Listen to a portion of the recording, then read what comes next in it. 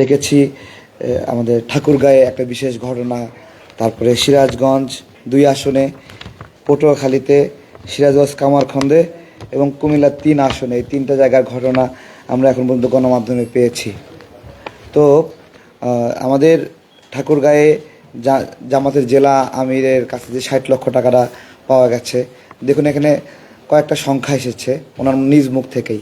একটা হলো প্রথমে 60 লাখ বলেছে, পরে 50 লাখের উপরে বলছে, আবার 50 লাখ বলছে। সুতরাং যে কটা তথ্যই বাইরে আসছে তার সবগুলো তার দেওয়া। 1 নম্বর বিষয় হলো যে সে কেমন নির্দিষ্ট করে জানে না কত টাকা এখানে আছে, তাই না? ওনার যদি ব্যবসায়িক টাকা হতো তাহলে ওনার ব্যাগে কতটুকু টাকা উনি গুছিয়েছেন, কোথাও নিচ্ছেন, তাহলে উনি জানতেন। যেহেতু এটা থার্ড পার্টি কোনটা এঙ্গেজমেন্টের মাধ্যমে আসছে, তাই এটা উনি গুণে দেখারও সময় হয়নি অথবা নির্দিষ্ট করে জানেন না। তো এটা হলো প্রথম প্রশ্ন, যে উনি কেন 3বার 3 ধরনের তথ্য দিলেন। দ্বিতীয় তথ্য হলো, আপনারা মনে হয় জানেন বাংলাদেশে সবগুলো গার্মেন্টসে এখন বন্ধ, তাই না? সবগুলো গার্মেন্টস বন্ধ এবং গতকালকেই বন্ধ হয়ে গেছে। আজকে তো টোটাল ব্ল্যাঙ্ক আউট, কোথাও গার্মেন্টস খোলা নাই। এবং এই গার্মেন্টসগুলো বন্ধ, এটা পরবর্তীতে কোনো একটা বন্ধের দিনে গার্মেন্টসগুলো এটা পুষিয়ে নেবে, তাই না? তাহলে এবং কোনো গার্মেন্টসেই কোনো ব্যবসায়ী বলতে পারবে যে আজকে তিনি স্যালারি দিতে পারবেন কোনোভাবে? ব্যাংকের মাধ্যমে, বিকাশের মাধ্যমে কোনোভাবে স্যালারি দিতে পারবেন? সুতরাং জামাত সবসময় একটা বক্তব্য এবং ব্যাখ্যা রেডি করে রেখে দেয়, হ্যাঁ, যে কী হয়েছে, যে উনি হলো গার্মেন্টসের জন্য এটা নিয়ে গেছেন। তা এইটা বুঝলাম যে স্যালারি তো দিতে পারবেন না কোনো জায়গায় কোনোভাবে, বিকাশের দোকান থেকেও সম্ভব না। এমনকি পেমেন্ট অ্যাকাউন্ট যে বিকাশের, সেই পেমেন্ট অ্যাকাউন্ট, আমি যে মধু বিক্রি করি সেখানে একটা পেমেন্ট অ্যাকাউন্ট আছে। আমি এমনিতেই নিজেদের ব্যবহার করার জন্য যে পেমেন্ট অপশনে গিয়েও কাউকে সেন্ড করা যায় কিনা, পেমেন্ট অপশনে বিকাশ তার সেন্ড বাটনই নাই করে দিছে, ঠিক আছে? সুতরাং কোনো সব ধরনের লেনদেন ফ্রিজ করা আছে। তো এই সময়টাতে উনি যে ব্যাখ্যা দিয়েছে যে গার্মেন্টসের জন্য নিয়ে যাচ্ছে স্যালারি অ্যাকাউন্ট বা বিভিন্নভাবে, তো এইটা আসলে বিশ্বাসযোগ্য বলে এখন পর্যন্ত না। আর সবচেয়ে লোকটা মুখ ঢেকে রাখছে কেন? আপনারা দেখেছেন মুখ কেন ঢেকে রেখেছেন? লজ্জা পাচ্ছেন কেন? আপনি ব্যবসায়ী। আর উনি কিন্তু পরিচয় দিয়েছে, প্রথমে শিক্ষক পরিচয় দিয়েছে, তাই না? শিক্ষক পরিচয় দিয়েছে। একজন শিক্ষক যদি ছোটোখাটো একটা ব্যবসায়ী হয় তাহলে কতটুকু ব্যবসা হতে পারে যে 60 লক্ষ টাকা 2টা ব্যাগ ভরায় সে নিয়ে যাচ্ছে। তো এই বিষয়গুলোতে যে ব্যাখ্যাগুলো দিচ্ছে, আমার একটা জিনিস মনে হচ্ছে যে উনি যেই টেরিটরিতে আছেন, যে নির্বাচনী এলাকায় আছেন, ওই এলাকার জামাতের প্রার্থিতা বাতিল করা উচিত। আমি বাতিল চাচ্ছি সরাসরি। কারণ এই যে নির্বাচন বিষয়ে শাস্তিগুলো অদ্ভুত। আপনি যত বড় একটা অপরাধ করেন, আপনার প্রার্থিতা বাতিল হয় না, 2,000 টাকা জরিমানা। 60 লক্ষ টাকার জন্য ধরেন 10,000 টাকা জরিমানা করবে, এরকম একটা এখানে ব্যবস্থা। দ্বিতীয়ত, সিরাজগঞ্জ 2 আসনে টাকা সহ ধরা পড়েছে।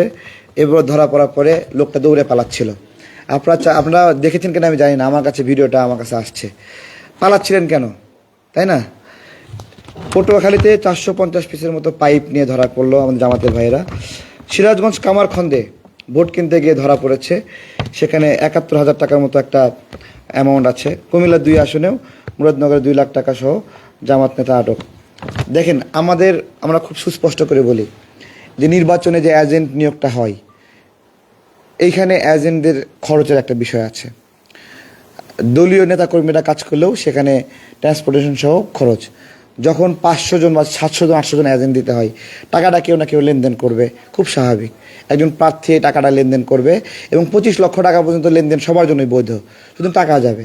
কিন্তু এই যে ধরাগুলো পড়ছে, দেখেন এই ঠাকুরগাঁয়ের যে জেলা আমির, উনি যে আসনের জন্য কাজ করতেছেন, বৈধ কতটুকু? 25 লক্ষ। সেই হিসেবে তো উনি বেকায়দায় পড়ে যাচ্ছেন যে উনি 25 লক্ষ টাকা না 60 লক্ষ। আমরা জানি যে 10 লক্ষ টাকা লেনদেন করলেও পুলিশের আপনার হলো একটা অ্যাপ্রুভাল বা বলে একটা নোট দিয়ে রাখতে হয় নিরাপত্তার জন্য।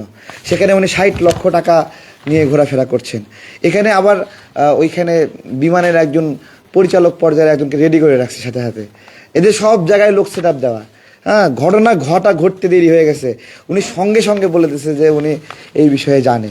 তো এইগুলো বিষয় বাংলাদেশে আমাদের দীর্ঘদিন পরে আমাদের নির্বাচন হচ্ছে। এই নির্বাচনটা সবার জন্য দীর্ঘদিন না, যারা আমরা নির্বাচনে অংশগ্রহণ করিনি, ভোট দিতে পারিনি, আওয়ামী লীগ তাদের মতো করে নির্বাচন করছে, যারা আমরা বঞ্চিত হচ্ছিলাম তাদের জন্য এটা 17 বছরের নির্বাচন, কিন্তু আবার আওয়ামী লীগের লোকদের জন্য এটা 17 বছর পরে নির্বাচন না, আবার তারা এইবার নির্বাচন করতে পারছে না। এই সব কিছু মিলিয়ে এই সময়ে নির্বাচনটা একটা অদ্ভুত নির্বাচন, যেই নির্বাচনে আমাদের আগের মতোই আক্ষেপ রয়ে গেছে যে এখন আওয়ামী লীগ অংশ নিতে পারছে না এই নির্বাচনে। তো সেই কারণে অনেক ভোটার ভোট কেন্দ্রে যেতে চায় না। আমরা যখন ভোট চাইতে যাই তো বলে যে তারেক ভাই আপনি ভোটে দাঁড়াইছেন, আপনি না দাঁড়ালে অন্য কেউ দাঁড়ালে আমি ভোট দিতে যাইতাম না, আমরা ভোট না দেওয়ার চিন্তা ভাবনা করছি, এইভাবে অনেকে বলেছে। হয়তোবা তারা আমার কোনো কথা দ্বারা খুশি, সেই জন্য তারা বলতে পারে, তাদের কোনো রাজনৈতিক মতের সাথে আমার একটু মেলে, সেই কারণে আমাকে তারা এমনিতে ভোট দিত না। তো সুতরাং এটা বিষয়টা গেল। তো সবশেষে নির্বাচন কমিশনের প্রতি আমার অনুরোধ, এই যে এত বড় বড় অপরাধ সংঘটিত হচ্ছে, এগুলো এখন মানে সুরাহা কীভাবে করবেন, এগুলো আমরা সুরাহা চাই। আর বাংলাদেশের নাগরিকদেরকে বলবো যে এদের 2,000, 3,000, 5,000 টাকা করে আপনারা খেয়ে যদি আপনার মূল্যবান ভোটটা দেন, দেখুন এই মানুষগুলোর রাজনৈতিক যে দল জামাত, আল বদর, আল শামস, এরা আমাদের দেশের বিরুদ্ধে যুদ্ধ করছে। এদেশের সহজ সরল সাধারণ নাগরিকদেরকে লাইন ধরে দাঁড়ায় ক্রস ফায়ার দিচ্ছে, ফায়ার করে মানুষ মেরে ফেলেছে। ছোট বাচ্চা এক পায়ের নিচে এক পা দিচ্ছে, আরেক পায়ের নিচে আরেক পা দিয়ে ছিঁড়ে ফেলেছে। হ্যাঁ, তো নারীদের ধর্ষণ করেছে। তারা এখন এসে বলছে যে ক্ষমা করে দেন, বা ইতিহাসের সুস্পষ্ট করে বলেও না, তারা বলে যত ভুল আছে তত ক্ষমা চাই, কিন্তু সুস্পষ্ট করে 1971 সালে যে গণহত্যা তারা করেছে সেই বিষয়ে ক্ষমা চায় না। এই গোষ্ঠী আজকে তাদের অর্থ দ্বারা তারা তাদের রাজনীতিটাকে লড়াই মনে করে সবসময়, তারা দেশের বিরুদ্ধে লড়াই করছে এরকম, এবং তারা তাদের রাজনৈতিক অনুদানকে দান মনে করে, সওয়াব মনে করে, জান্নাত জাহান্নাম এসবের সাথে সম্পৃক্ত করে ফেলে। এই যে এগুলো যারা করছেন, জাস্ট একটা কথা বলেন, যে আদর্শের উপর দাঁড়ায় আসছে সেই আদর্শ মানুষগুলো খুনি, সেই আদর্শের উপরে আদৌ সেই লোকগুলো জান্নাতে যাবে কিনা সেটা জিজ্ঞাসা করেন। সেই লোকগুলো, আমরা গতকাল এরা তো হাদিয়া বলে, গতকালকে একটা দেখলাম, গোলাম আজমের স্বাক্ষরিত একটা